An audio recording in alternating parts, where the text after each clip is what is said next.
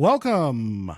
We are back with another edition of Joe Ken Around.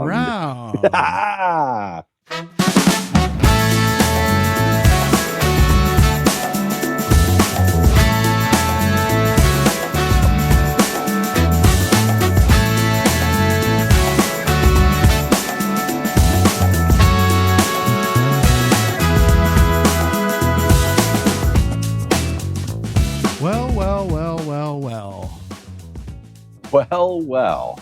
We are back with another edition yet again.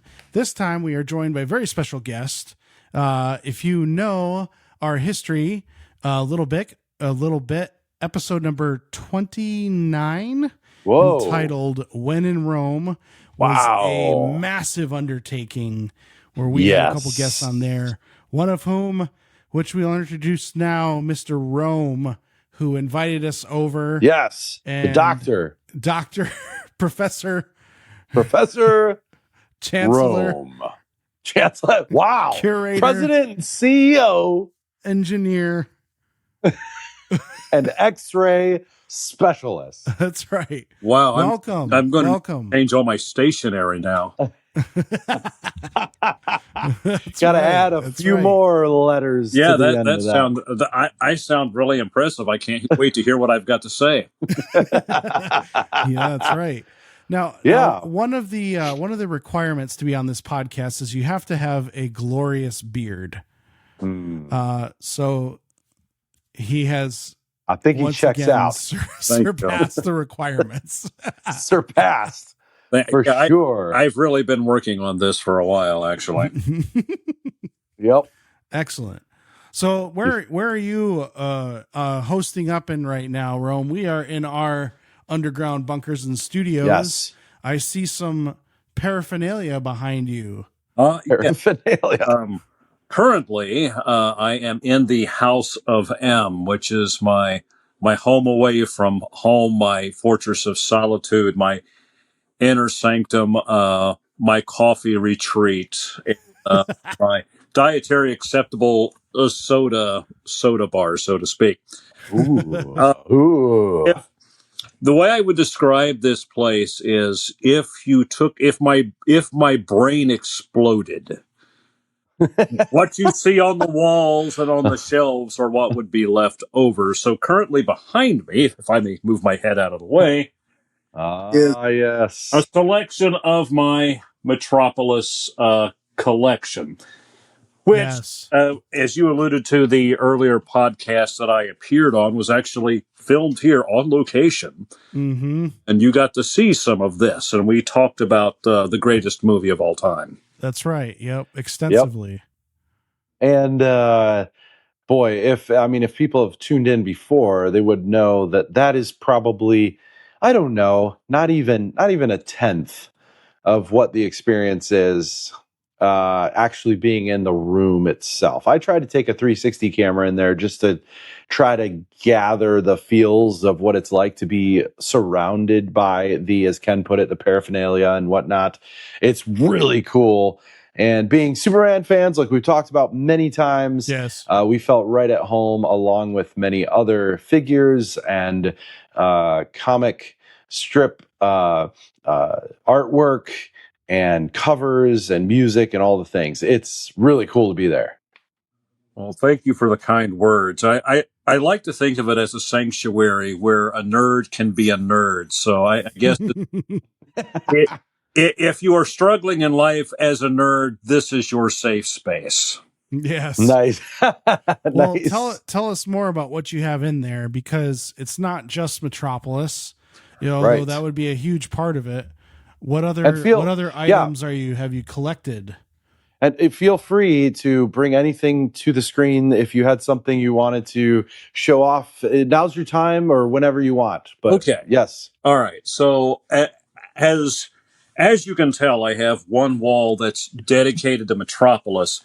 I will turn things ever so slightly here and you will see more items. I'm starting to see some long Ooh. boxes there. My Yep. book boxes, and I have recently bought more books to add. I've got to get a new box, actually. While in Ohio, we were supposed to meet friends for lunch, and they canceled on us that morning. And it's like, wow, I now have 9 hours with nothing to do. What could I possibly do? And my mother-in-law reminded me that there are like a bunch of comic book shops in the area that she lives in. And being that I think she wanted me out of the house for a while, I decided I would go peruse some of those shops. So I just went back and went to different comic book shops and lost all track of time. As one does. As yes, one does. Yes. I collect comic books. I would say that I am primarily a DC enthusiast, Green Lantern, Superman being the top heavy hitters. Yep. But I also will, I delve into Marvel. I think one of the greatest works that Marvel Comics ever did was the Squadron Supreme by Mark Gruenwald, which was Yes. a retelling of the Justice League of America. Which is, if you've never read the 1986 series, the Squadron Supreme 12-issue maxi series, I recommend you actually read that. It's classic reading if you like Marvel Comics. I do collect action figures, and I've got a bunch of Superman, a bunch of Green Lantern, Universal Monsters, Tron. Yep. Okay, wait, I got to stop you there. Yes.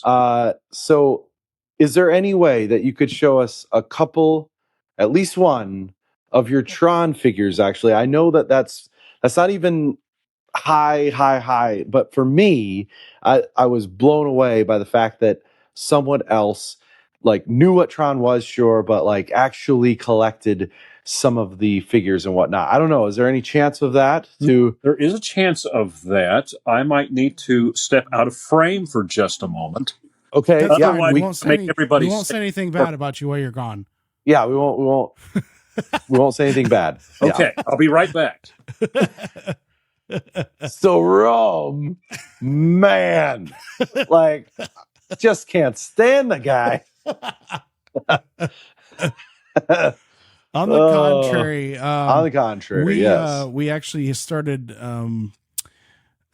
several gentlemen and some honorary members have started the Comics and Coffee Club, hosted at the House of M. Oh man! And several wonderful meetings have happened there, getting together, talking about artwork, talking about works of art, literary works, all while having wonderful, delicious coffee. We did have a serial, like what was it called? A Saturday morning cartoon get together as well once, and just kind of like bring your own cereal, and we watched some morning cartoons. I think Saturday morning cartoons. Yeah, but I think we did the Super Friends, was it? I think. Oh, okay. Yeah. We watched a little bit of that, and oh man, we had a great time. Yes. But what are your thoughts on the whole? Like, we'll never get that back, right? Not fully. Oh, do you think, Ken? I think the Saturday morning cartoon golden era is gone. Not that it couldn't come back with some good cartoons, but because the reason is because we didn't have a Marvel Cinematic Universe. We didn't have a DCU movies. Right. Like that's like, if you wanted to see the Justice League, that's how you saw them, was Super Friends. There was no other way. Same thing with, you couldn't see Superman stopping a train and fighting the robots and stuff, except in the cartoons and things like that, So I think that's why it was so special, was because they were the first to show those comic stories come to life. Well, along with that, you've got Tron, which when it came out, I won't go into all the details, take forever, but as some of you probably already know, if you're maybe an older listener or our age or whatnot, there was a transition taking place into the realm of digital effects and all of that, and Tron was one of the first, well, it was the first, to do a few things, one of which was to literally utilize digital imaging and create some of the effects that will never be done the same way. A lot of that frame by frame concept artwork being able to be transferred into these amazing images that it's just, you would never spend that kind of time nowadays to recreate. So it's really a special thing. Anyway, I was captivated by it when I was a kid, loved the first movie like crazy, and I have watched the other two, love the second one, third one, but it's still cool. But anyway, so that's, now we're leading into the professor is here. Let's let him talk about some things. I forced him into a category that usually we aren't talking about a whole lot, but we oftentimes greet each other with greetings program. Yeah, that's right. That's right. So anyway, yeah. So what do you got there? Show us something. Okay. Tell us something. So the first thing I will show you, and I didn't realize it, but I have two Tron action figures. They're slightly different, and I'm not remembering. I think maybe one was officially sponsored by Disney. I don't think the others were. This is the first one I will show you. This is the quintessential hero, Tron. Yes. And the Bruce, not a bad Bruce Boxleitner likeness. And he's very digital looking, the white skin or the gray skin as we saw him in the blue highlights. Then there is a more human-looking version, and they gave him regular flesh tones, which I think is odd. Interesting. But I didn't notice that. Yeah. Oh, and I just noticed something else. He does not have an identity disc. But it's been stolen. This one. Wait, don't tell him. His identity's been stolen.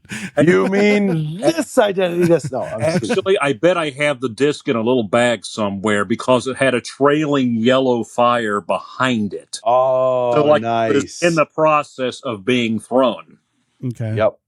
Oh, that's cool. Nice. I have Flynn, but he is in the red form after he killed one of Sark's. Actually, I don't think he meant to de-res the guy, but he de-resed one of the guards. And when he did that, he absorbed all the red look, which is how you identify the missing. That's missing in the other Tron films. Right. Well, I haven't seen the third one, but like I always miss that cool that you could like absorb somebody else's color. I always wondered if that had something to do with being a user. I'm trying to remember if anyone else had that power, but he's the only one that we saw. So I do think that was user power.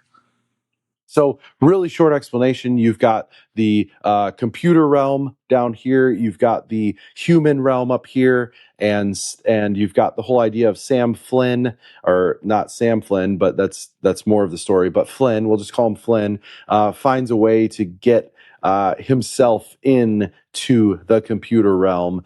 And he ends up there, actually more by accident, to be honest. The first time, he didn't necessarily want to be there and was confused when he got there. But the point is that when he was drawn in there through a laser beam, that was one of the coolest scenes, by the way. Laser beam, love. Yeah, he goes and then going away. That was creepy. So cool. I'm trying not to give away stuff because, Ken, there's some really cool little things that I'm remembering as I'm telling the story, even in the third one. Yeah. So I won't say anything, but you definitely might enjoy it a little more than you may think, believe it or not. But anyway, that's super cool. Wow. I love Tron. I know you have like a billion other things. One of my favorites. I thought Sark was one of the best cinematic villains. And he was awesome. David Warner just oozes evil. Both as the human and both as Dillinger and as Sark. But Sark could have been one of these Darth Vader types. If Tron had taken off, I think we would have seen more Sark. Yeah. And I just love the character design of this. Yeah. Yes. And a couple of bonus Sarks, if I may. I have the pop version. That's cool. Oh man. and the Pez pop Oh, version. Oh, wow. I forgot about the Pez. I knew you had the pop. I didn't know you had the Pez one. Yes. And just as a bonus, I don't man. have a black light on me at the moment, but Sark will fluoresce under a black light, bright orange. Yes, yes. Now, that was Nice. another one of the things I wanted to bring up was your you have a collection whenever something is radioactive in the Oh, way of glow in the dark that catches your eye. Why is that? Okay, so let's set the Wayback Machine to, I guess it was like 15 years or so ago. And a friend of mine took There, I me set and the my way back. wife out for dinner, and he had a gift for me. Excuse me. And he had a pitcher set, a large green glass pitcher, and tumblers. Now that these were cool, it was antique glass that he had somebody etch the Green Lantern emblem in it. Oh, nice. And I thought, well, Okay. that's really nice. I really like that. But then he brought a black light. He goes, but wait, there's more. And he gets a black light. He turns the black light on, and this pitcher and tumbler set glow as if all of a sudden Green Lantern had come in and made green energy constructs. And it was like, ooh. So yes. I was introduced to You were hooked. the allure of uranium glass, which it is uranium, and yes, it is radioactive. It's perfectly safe, though.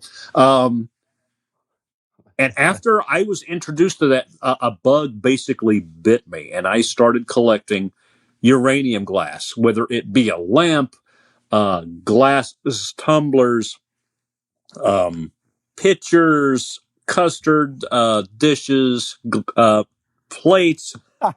As long, my only requirement is that it glowed brightly under a black light, and I would go buy the slag, and I would get these big hunks of green glass, and it looks like kryptonite. So Yeah. it ties in my Superman fandom as well. And it's really bizarre. I thought only old people collected glass, and I recently had a birthday, and I have officially reached old guy status, but I don't care.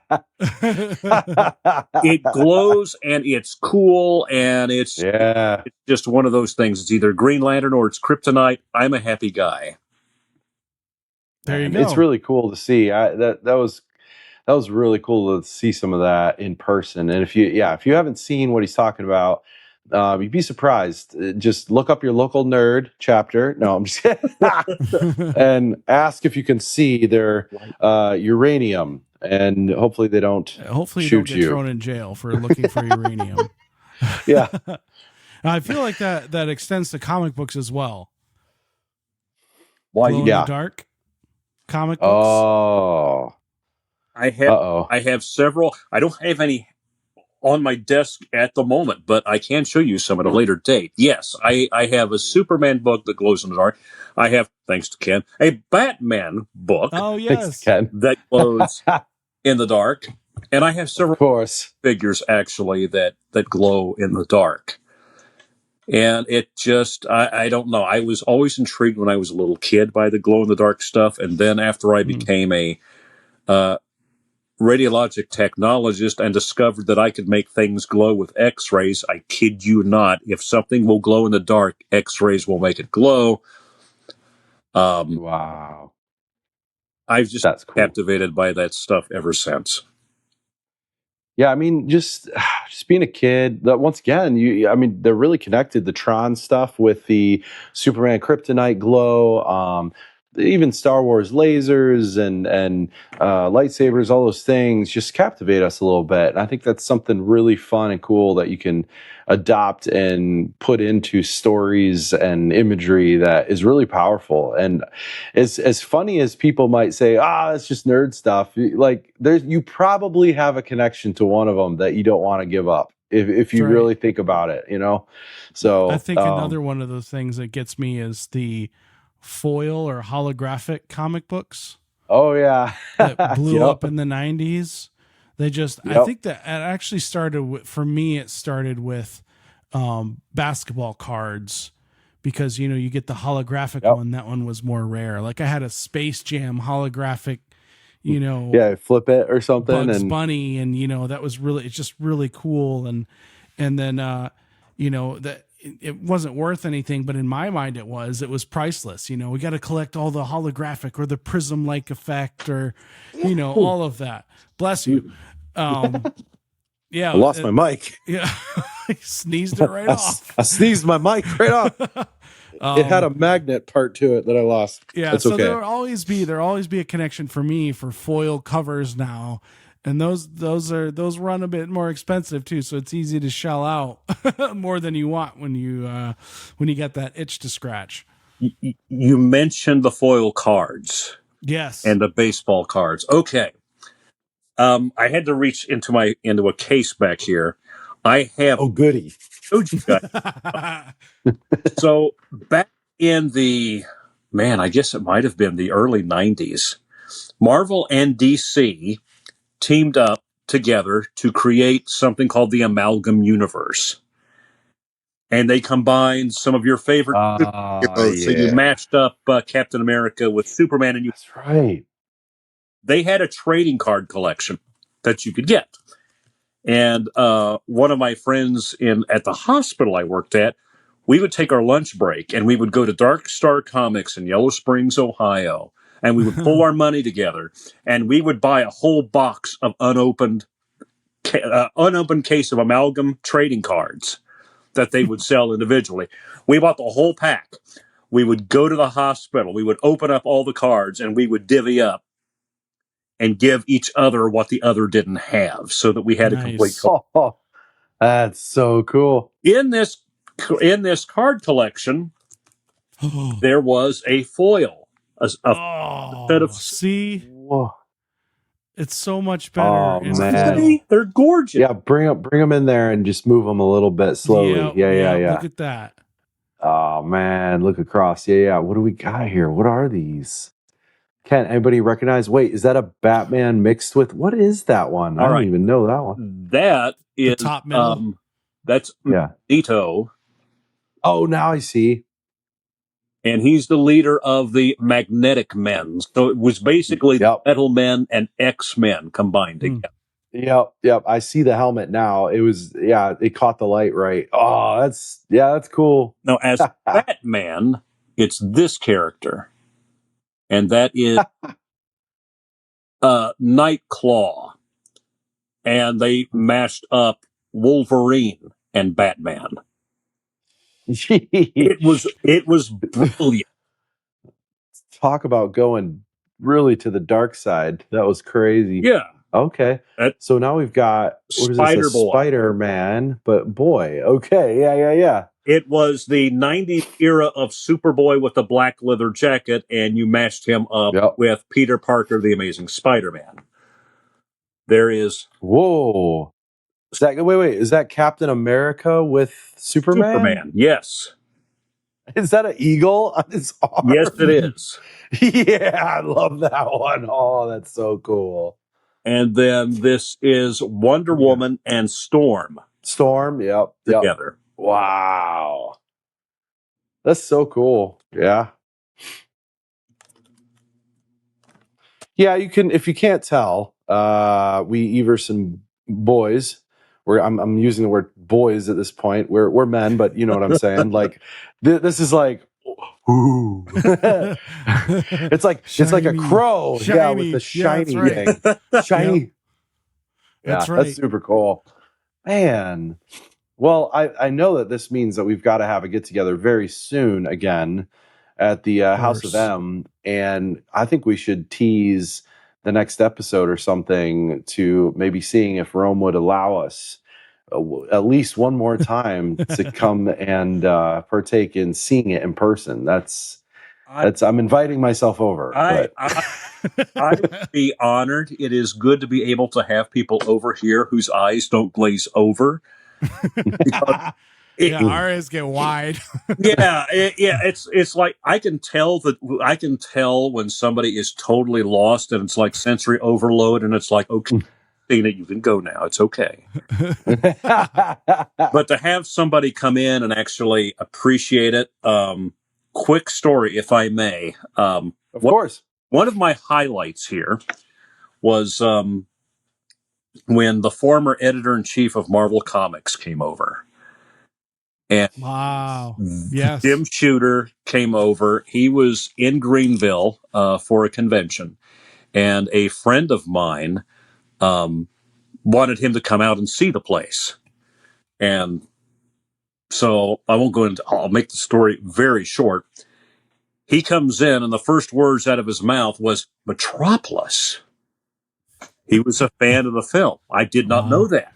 Yeah. And wow. He came in, he looked around, he sat down, and I would say after about an hour of him being here, my friend asked him, "So, Jim, what do you think of the House of M?" And he looked around, and this is beautiful. Now, I wanted to cry at that moment.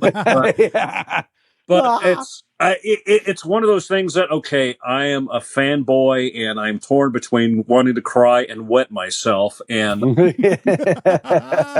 I'm a responsible, married, well-adjusted adult. That's not going to look good. So I was just doing leaps inside. But I'm full, and I'm just like, well, thank you, sir. I really appreciate that. That's very calm and collected. Yes.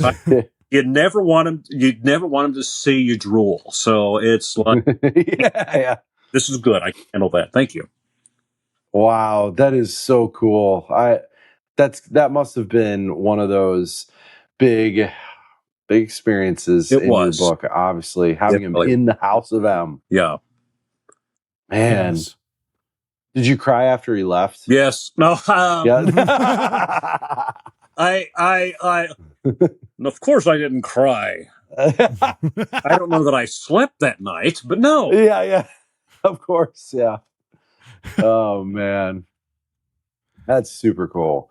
I love every minute I've been over there, and it's been really cool to be able to be a part of this. Ken and I both shared in that. Obviously, I've had my family there, just hanging out. Of course, my sons are big fans of a lot of the things that are out there and everything too. And so I love how you're able to share this concept with others in a way that really lights up other families and other people who do take it to heart, that it's just something fun, and there's certain energy that comes with that. And I appreciate your heart in how you describe and look for, the I guess you would call it like the gems of what's being written, because I noticed that it's not just that you have a collection of things, and it's that they come with stories about good versus evil and things of that nature that we also will have to tap into on another episode, where you give us a little bit of background on some of these stories that we just go, oh, cool, Superman, Batman, or Captain America, cool. Like, I love it when he throws his shield. It's like, no, there's more to a lot of these stories and how they're married together and how there's these archetypes that cross over. That's really fun to talk about, and all that kind of stuff. I sorry, I didn't mean to take up everything. I just want to say, I think that I am dubious of a lot of modern comics. A lot of my collection is as old as I am, and several of my books predate myself. But I think that the comic book, and this is going to sound corny, but I think that it is great American literature that the world just hasn't fully tapped into yet. There are some very good stories. There's some deep stories about good and evil and about what is your purpose here on this world. And it's all there if you just get past the fact that it's funny books or it's comic books that have a negative connotation, and you were socially awkward. Guilty. I am socially awkward. I will make that. But I am a very socially awkward person because of the books that's in these collections here. Mm-hmm. Yep. Well, we've partaken in that, Ken. Yeah. Well, it's also when what Joe was saying, I would echo, because the reason why somebody collects something is because it's meaningful to them. And there's usually some delineation of why you would collect something. Oh, I like a character. Oh, but it goes beyond that. Oh, I like a character trait, or I like these types of stories. So that's why we like to call you the curator, because it's somebody who is narrowing down something to fit a specific purpose. So when you find somebody who is so like-minded and they have spent a significant part of their life collecting it, it's just like it's a opening up a fire hydrant of all the stuff that's in the same lane. So that's why we eat it all up, because we're like, wow, it's everything that we love, and it's just all right here. Here you go, you know? Yep. So it's a pleasure. Yeah, it's a pleasure. I got to end with something with this, and we can carry on into whatever degree, Ken, you can be the host and finalize everything for us as we check out. But I do want to say, I want to make sure that my dad listens in, and I know he has a number of them. But for me, and I think for the Eversons, I'm speaking for all the boys and whatnot of the Everson family. But we've talked about Dad a lot, and I think that there's a lot of connections there to my dad, our dad, Dana Everson, and Superman, and all of that. Anyway, so Dad, you got to listen to this one and our next one that we're going to do. I know it's coming up soon, and I don't know. We may have lost Rome at this point, right when I got all weepy and teary-eyed. And I'm just kidding, but it's saying it's reconnecting. I hope it does. If not, we can still end the show, because I think he got what he needed to say. But we lost him, folks. He's gone forever. He's gone. That's it. He's gone. He's so much fun, though. He was probably just hounded by all the famous people asking him for stories. I think that's what happened. Yep. So that's just how it goes. But that's how it goes. No, it was probably like, man, I can't stand these guys. Why am I on this podcast? I gotta go. All right. Well, thanks for listening, guys, and we'll see you in the next one. Yes.